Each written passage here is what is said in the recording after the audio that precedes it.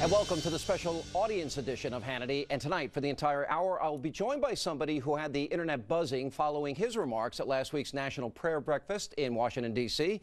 Dr. Ben Carson is one of the most accomplished physicians in the entire world. But despite his many accolades, which include being awarded the Presidential Medal of Freedom in 2008, he was an unknown quantity to many Americans. That is, until he stepped up to the podium last Thursday morning, and with the President of the United States sitting just steps away, Dr. Carson eloquently and politely described his vision for saving America. Among the topics that he covered, the perils of political correctness, education, the healthcare system, and much more. Let's take a look at a quick preview. One last thing about political correctness, which I think is a horrible thing, by the way. I'm very, very compassionate, and I'm not ever out to offend anyone. But PC is dangerous. Because you see, this country, one of the founding principles was freedom of thought and freedom of expression. And it muffles people. It puts a muzzle on them. Why is it so important that we educate our people? Because we don't want to go down the same pathway as many other pinnacle nations who have preceded us. I think particularly about ancient Rome. Very powerful. Nobody could even challenge them militarily. But what happened to them? They destroyed themselves from within. Moral decay, fiscal irresponsibility, they destroyed themselves. And if you don't think that can happen to America, you get out your books and you start reading. Now, we're going to have much more of the doctor's speech as we continue tonight, but not surprisingly, whenever somebody has the courage to speak truth to power, particularly when it involves the president, well, he or she quickly becomes a bit of a political lightning rod. Now, that familiar phenomenon happened in the aftermath of Dr. Carson's comments, with some pundits describing his actions as, quote, disrespectful. Now, tonight he will have the opportunity to respond to those critics. We'll also hear from the doctor on how we can turn around the economy, restore credibility to our healthcare system. Also, Frank Luntz tonight will stop by with a focus group of voters who actually dialed Dr. Carson's speech. Now, do they think he may have a shot sometime in the future at the White House? Well, that surprising answer lies ahead. But before we get into all of that, it's time to meet the man himself. We welcome author of America the Beautiful and the director of pediatric neurosurgery at Johns Hopkins University, Dr. Ben Carson. It's an honor to have you. Welcome aboard. Thank you. Welcome, everybody. Doctor, you've gone viral. Maybe not something you predicted in your life? Yeah, usually in medicine when we think of viruses, it's not a good thing. But this one, this one turned out to be very good because I've been just overwhelmed by the responses. So many people are just overjoyed to hear some common sense. And I don't think that I've put forth anything that's that intellectually challenging. It's just that it's so much better than most of what we're hearing from Washington that it seems like a great revelation. And the important thing, I think, is to begin the dialogue. You know, some people say, you can't say something like that in front of the president. Well, when did this become a monarchy? We are the people. The president works for us. And, we need to remember that, This is a country that is for, of, and by the people, not for, of, and by the government. And that is the big battle that we are in right now. And we need to make a decision with our eyes open. Which country do we want to be? It's interesting because you made the comparison of ancient Rome, and you said this could happen to America. Is that something you fear? I definitely fear it because we're in very much the same position that they were in. So powerful, pinnacle nation in the world, no competition, going to be there forever, so they thought. And then all the military expansionism started. And capturing this group and this group, of course, that requires a lot of resources when you capture people to keep them under control. And they quickly began to run out of money. And then they're looking for any kind of scheme to get money from the people. And the rich people, they have a lot of money, so let's come up with some schemes to get their money. And of course, that erodes another aspect of confidence and creativity within your society. And they just continued right down the path of destruction. And that could happen here. It's in the process of happening. The real question is, are we smart enough to stop it? Can we actually learn from those who've gone before us? Or must we, in inexorably go down the same path as all those people who've preceded us and done the same thing. Let's hope not. You actually used the phrase on my buddy Neil Cavuto's show. You said somebody's got to stand up to these bullies. Define the bullies that you were talking about. Well, the bullies I'm talking about are the PC police. And, you know, they come in many shapes and forms. Certainly a lot of them in your business. I'm very well aware of them, yes. The media who try to define what you're supposed to think. And unfortunately, I think it's the very thing that our founders were talking about when they said it's so important, and our system of government is based upon a well-informed populace, because if they're not well-informed, they are very easy to manipulate. And all you have to do is look at some of those Jay Leno segments where they go up man on the street. Jaywalking. Yeah. My favorite segment. By your background, this is amazing to me, your background. Mm. Your mom was married at 13, one of 24 children? Yes. And you were not a very good, you were a troublemaker. I was perhaps the worst student you've ever seen. Mm. You know, I thought I was stupid. All my classmates thought I was stupid, so there was general agreement. But that was in 5th grade. That was in 5th grade. Yeah. And, you know, fortunately for me, my mother believed in me when no one else did. And she just said, Benjamin, you're much too smart to be bringing home grades like this. I brought them home anyway, but she was always saying that. And you know, one day she just came home after being at work and being inspired by looking at all the books that her employers were reading. And she said, you guys are going to read books and you're going to stop watching so much television. And she made a prediction which is really quite uncanny. She said, if you start reading books, one day people will be looking at you on television.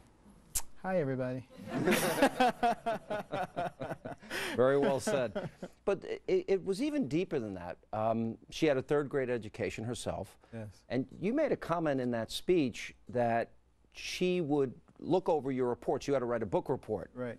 She said we had to read 2 books apiece and submit to her written book reports, which she couldn't read, but we didn't know that. She would put little check marks and highlights, and we would think that she was reading them, but she wasn't.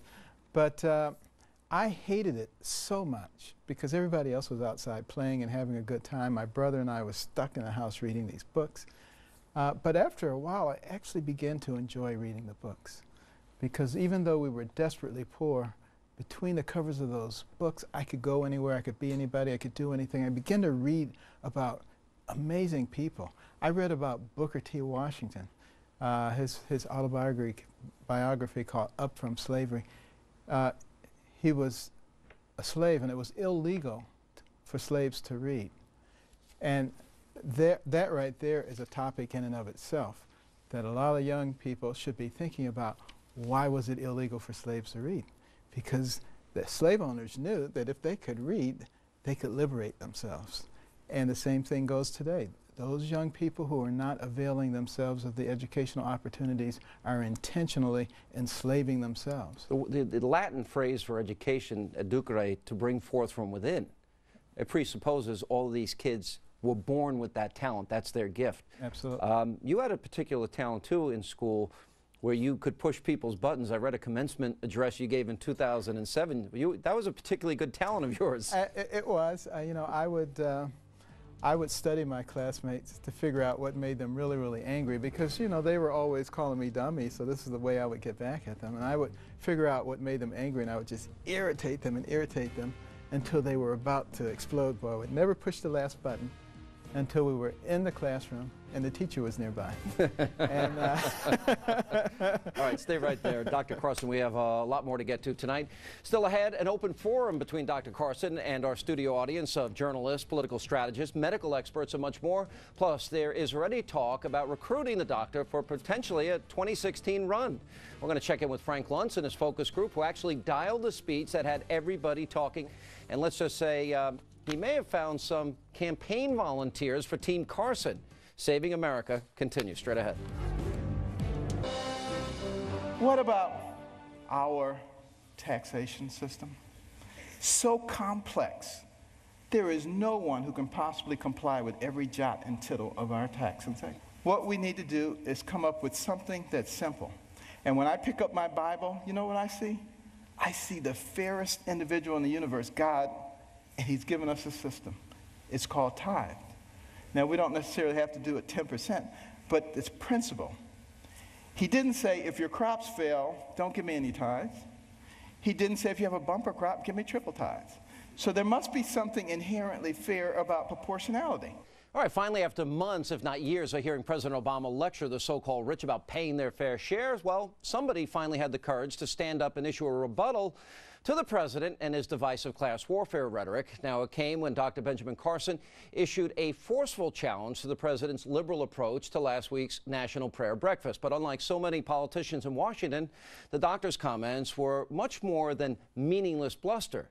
He actually backed him up with facts and policy proposals, including a flat tax. Joining me now to talk about his approach to saving America's failing economy, my guest for the hour, please, everybody, welcome back, Dr. Ben Carson. But I'm just curious, I don't know if anyone's even asked you this question yet.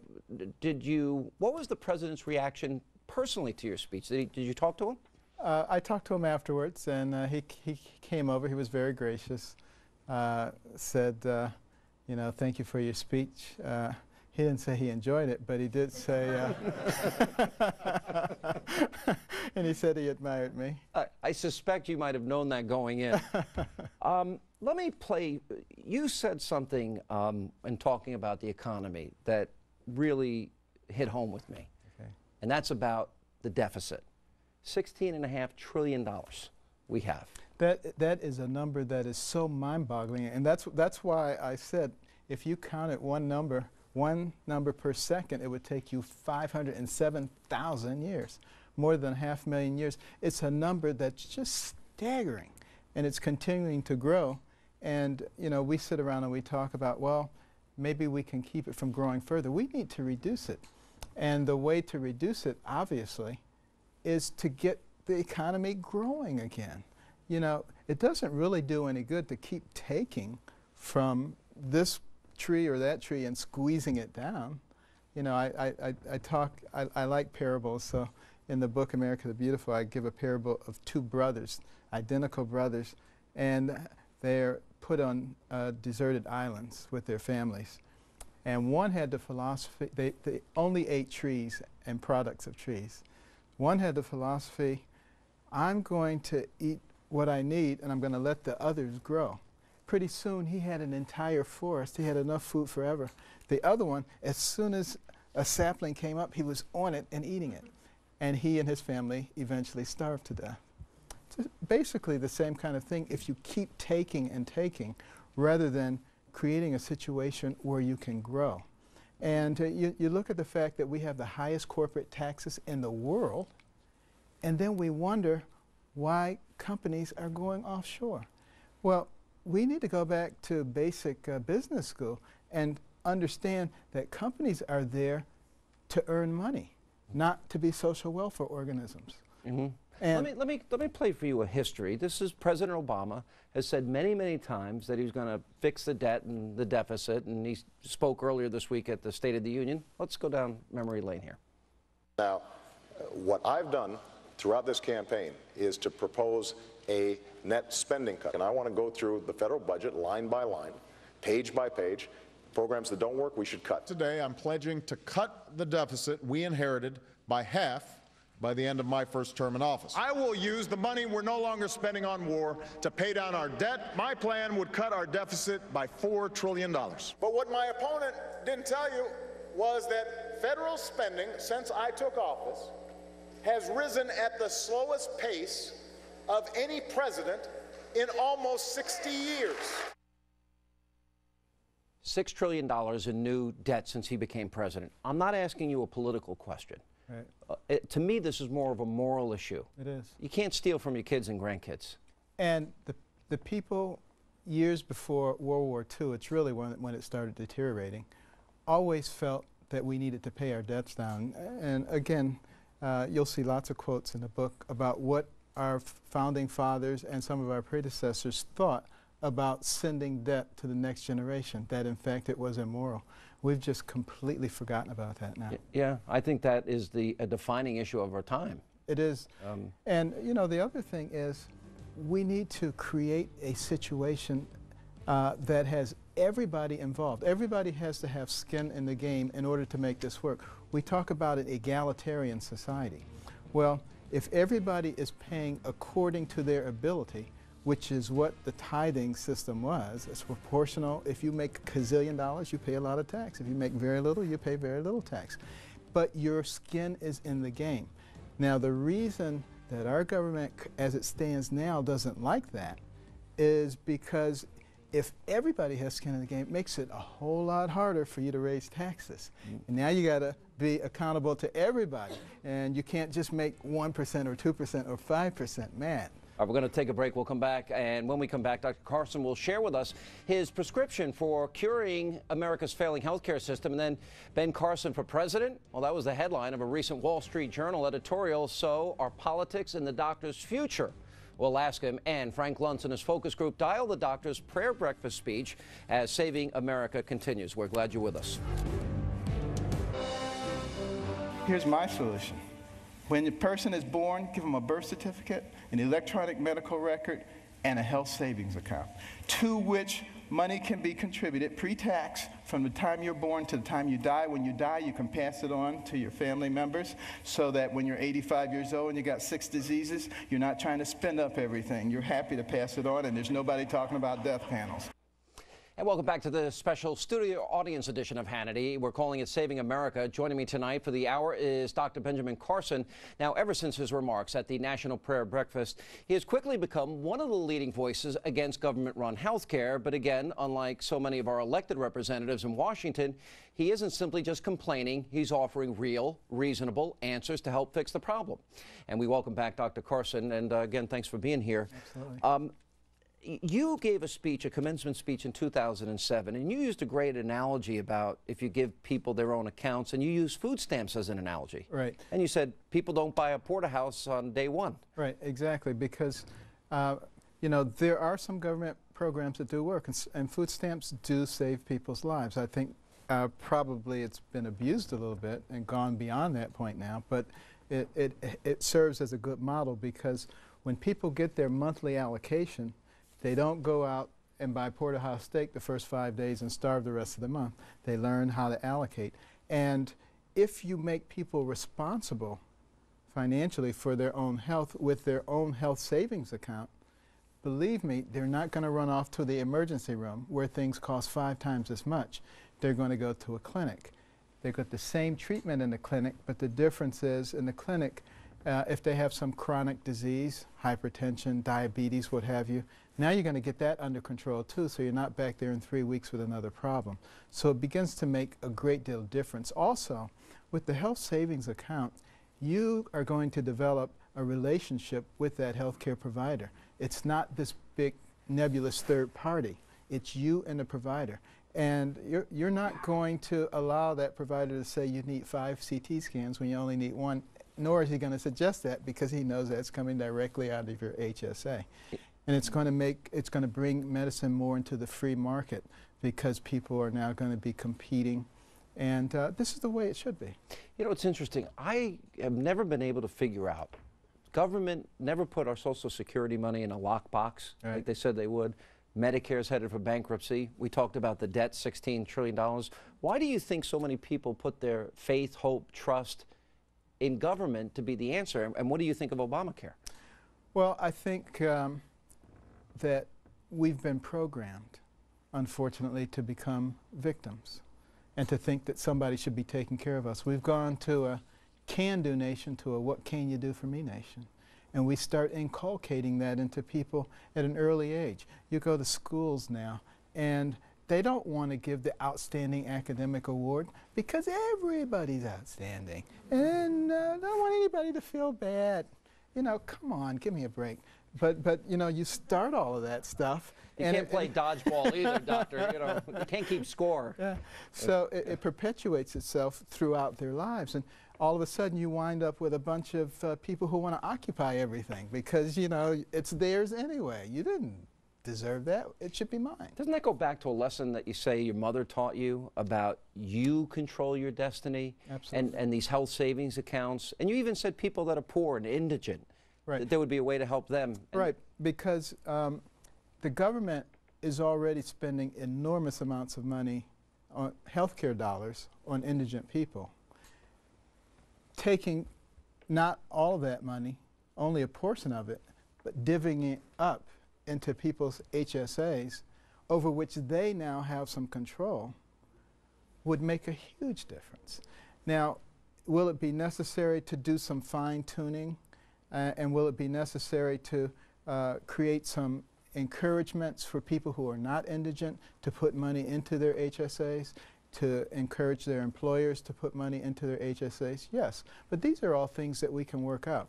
What we need to do is get out of the framework of, as soon as somebody's saying something, say, no, no, no, that can't work, that's why I can't, and say, you know, yeah, that can work, and here's how it can work. And if we begin to put our minds together and understand the concept that we're aiming at, and that is bringing some personal responsibility into the healthcare arena, we can solve that problem.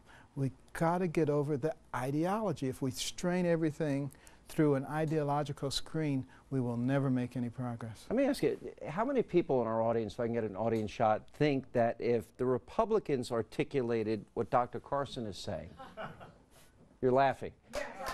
How many of you think Obamacare maybe wouldn't have passed? Show of hands. Yeah. So there's a failure on the political opposition side of that debate too then. And I don't know why that is. I don't know either. I'm not sure why they're not coming up with the right kinds of answers here. Well, that dovetails perfectly into our next segment about your potential political future. When we come back, Carson 2016 has a nice ring to it, but are politics in the doctor's future? I'll ask him. Plus, Frank Luntz and his focus group, they dialed Dr. Carson's prayer breakfast remarks, and wait till you see what caused the dials to go through the roof across party lines. All of that and more as our special studio audience edition of Hannity rolls on. And welcome back to the studio audience edition of Hannity, and tonight we are focusing on saving America with a very special guest, Dr. Benjamin Carson. Now, he is the director of pediatric neurosurgery at Johns Hopkins University. Now, his remarks at last week's National Prayer Breakfast not only set the blogosphere on fire, it also resulted in many asking him to consider a run for elected office.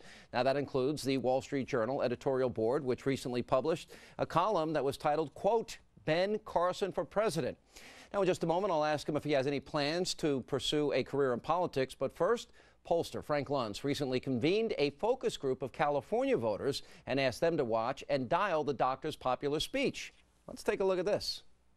Sean, the words of Benjamin Carson have really struck a chord with a lot of Americans. We're here in Los Angeles with a group of swing voters, and we want to know what they think of his language. But before we go to them, let's go to a clip that dialed particularly well. Remember, the red line represents swing Republicans, the green line swing Democrats. On the deficit and debt, man, does this guy score well. Our deficit is a big problem. Think about it. And our national debt, $16.5 trillion. You think that's not a lot of money? Tell you what, count one number per second, which you can't even do because once you get to 1,000, it'll take you longer than a second. But one number per second, you know how long it would take you to count the 16 trillion? 507,000 years. More than 500,000 years to get there. We have to deal with this. Clearly that language connected. Now tell me, Dr. Carson, what was so powerful? Give me a word or phrase to describe him. Passionate. Articulate. Sincere. Bold and real. Analytical. Self-reliant. Truthful. Sincere. Believable. Provocative. Is this the kind of guy that you want to see in politics? Is this the kind of guy, yet why yes? He's a guy of, he speaks his mind and he's very open-minded and why yes? passionate. He speaks for physicians, I think, basically. I liked his sense of fairness. I felt he was very fair in what he was saying. What is it about him that cut across partisan lines? You never see that in politics these days. He seemed to care. He seemed to genuinely care about what he was talking about. To me, he was just like me. He was just a regular, ordinary person. Do you think that he was too aggressive? The president was there. Some people thought that it was inappropriate for him to say what he said. You're nodding your head no. You think it was appropriate? I think it was appropriate because you have to hit on the topics that people want to talk about, and we can't keep candy coating everything. So, and this is our country. What does that mean? It belongs to all of us, not just to the people in Washington. All of us. Do you think that people in Washington listen to you? No. Do you think he listens to you? Yes. He being? Dr. Carson. Yes. So there's a language there. Keep going. And like you said, it's un-American to bite your tongue, to hold back and not say what you think. You guys agree with that? Yes. Yes. It's a good way to get out of this segment. Sean, there aren't many people right now who have the language to connect to the American people, whether it's American values, as you speak of, or common sense, as she spoke of. But there's something about the doctor's message and delivery that really does connect across partisan lines. Very impressive. Back to you. All right, sounds like Frank may have found some, well, Carson campaign volunteers and still with us to talk about the possibility of a career in politics. The man himself, Dr. Benjamin Carson. Just a quick poll. How many of you would like to see Dr. Carson run? Wow. Okay, that's everybody. What do you make of that? Well, I've always said that the only way I would go into politics is if God grabbed me by the collar and stuck me there. It's not something that has been an ambition of mine, but I do have a great desire to get our populace educated. Because if we get our populace educated, they will be able to decipher the truth from what's false. And if we don't start doing that, we're going to go down the same path as all the pinnacle nations that preceded us. You have said, and I've read a lot of speeches now that you have given, and in commencement speeches and elsewhere, and even I think you mentioned in this speech, that doctors played a very pivotal role in terms of our founding and our framers, yes. And you want to see doctors more involved in politics. I do, because you know, doctors and scientists learn to make decisions based on facts. They use empirical data as opposed to ideologues who don't really have any facts to make their decisions on. Can I ask, you retire in June. Yes. I'm even hesitant to ask you this, but I think I have to because it's on the table. Do you consider, are you aligned with a party? Would you want to answer who you voted for president? I'm independent. Okay. And, you know, I tend to align myself closer with parties that are doing things or advocating things that would be good for the country. And that should tell you who I voted for. I won't go any further than that. Okay.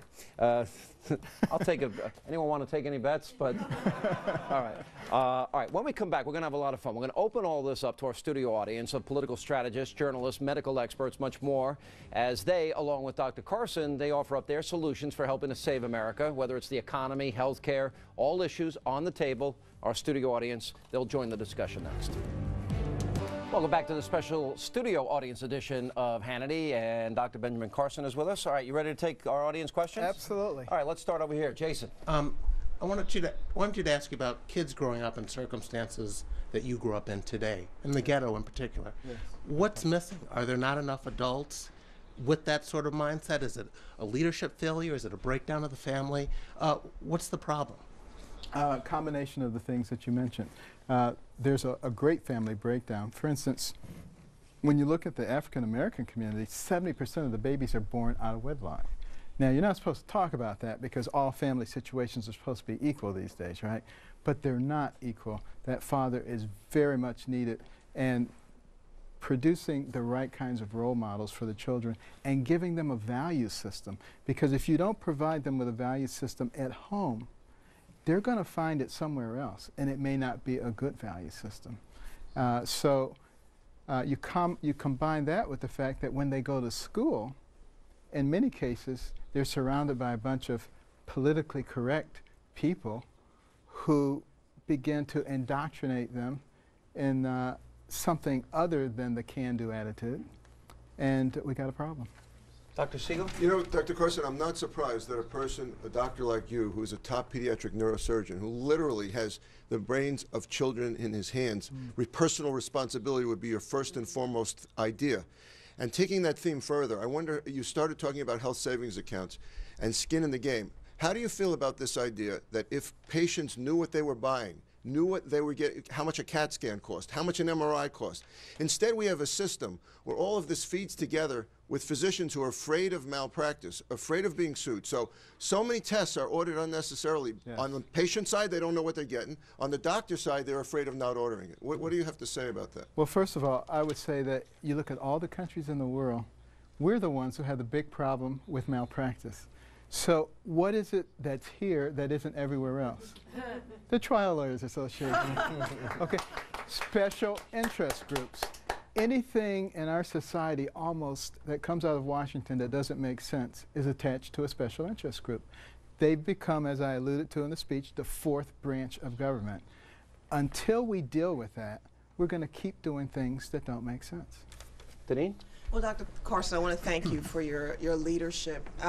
But you do know that the black liberal establishment is not going to be happy with you. And I'm talking about the community activists, some of the pastors, some of the politicians, and the black media, because it's your story of success that they don't want communicated to the black community because they thrive on talking about blacks are victims and need special treatment. So I want to thank you for all you do and for your leadership, because we need more leaders such as yourself to communicate the story that America really is an exceptional country. Absolutely, thank you. And I've heard from a lot of black leaders, actually, since this time, who are very thrilled with what I'm saying. I'm sure there's some that are not, but people are starting to think for themselves, and this is what I really enjoy.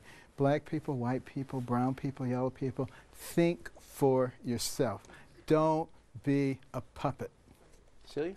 So the Government Accountability Office came out with their year-end fiscal report back in January, and they said that we need to start running surpluses of 1% over the next century just to keep the same debt to GDP ratio we have today.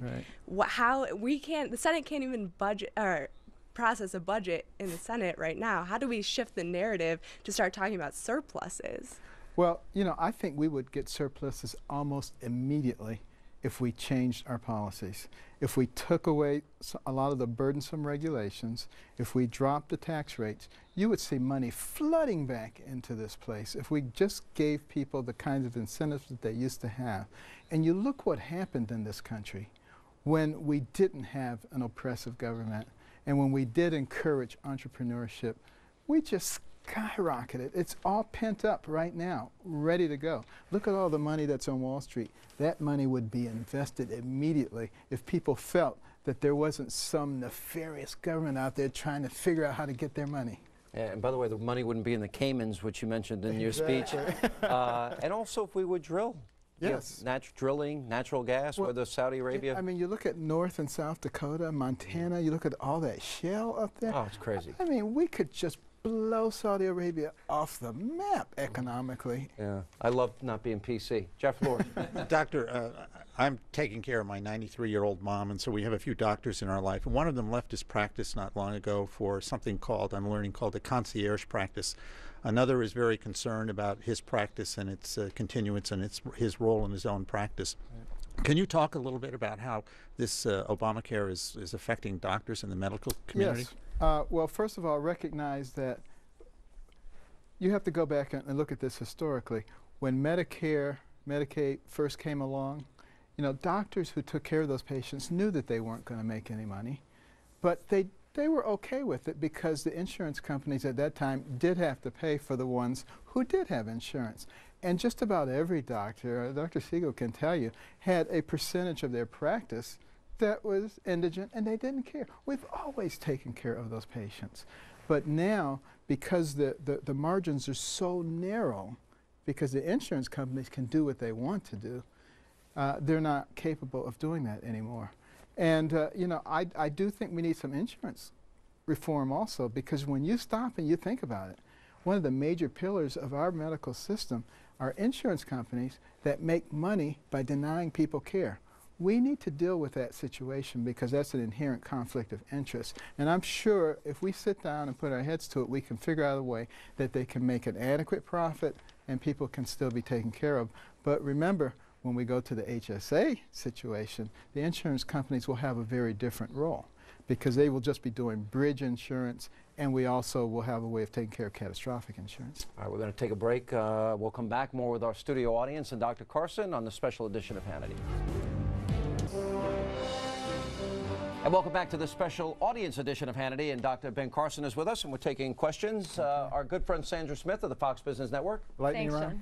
Dr. Carson. Yeah, this will be the lightning round because we don't have a lot of time. Sure, and I think that one of the biggest questions after listening to you tonight, it's been an absolute pleasure, is have we gone too far? Do you think that America can come back from where we are today? Great question. I do think that. That's why I wrote the book, because I think we have what it takes to do it. We're just going to have to speak up. That's the key. Jamie? It's January 2017. You've just been inaugurated President of the United States. What would be your top legislative priorities? Well, assuming that things are continuing the way they are now, we got to get the economy working again, because that will take care of the jobs. Productivity rather than just mindless jobs. All right, Leslie. Doctor, when you say things people don't want to hear, usually there's an immediate effort to delegitimize the speaker. Were you concerned about that before you made that speech in that forum with that audience? I wasn't concerned, because there's nothing that they can do to delegitimize me. There's no skeleton that they can find. They're going to try. Good luck. Yeah. You actually said in one of your speeches, live a clean life. You don't have to worry, and don't lie, because you don't have to worry about what you said 3 months ago. I read that. He's good. Kerry. Doctor, in the 1960s, you had Ronald Reagan speaking out against socialized medicine for the AMA. The AMA made a complete 180 and was speaking out for Obamacare. What happened? Well, first of all, only 23% of doctors belong to the AMA. And they go and they grab those ones and they say, this represents the AMA. Enough said. Betsy? I'd like to know how you would solve this problem as a doctor and also as President of the United States.